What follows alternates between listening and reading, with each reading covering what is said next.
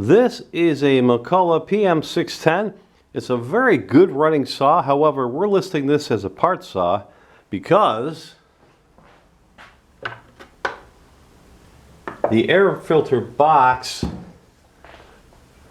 has a section that has epoxy on it. I don't know what's under that.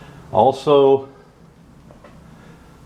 the handle for the brake is broken.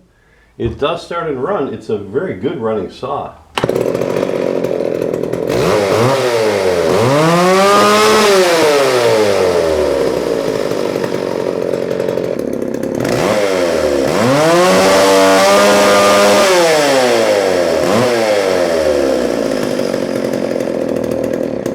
Definitely great for parts, or add your parts to it and make a viable running chainsaw. Click on the link below for pictures and details, or to buy this saw right now at a very affordable price. Don't wait, don't hesitate, guys. If you do, it might be in your neighbor's garage, but it won't be in yours. Vintage King Motorsports, where quality and price always matters most.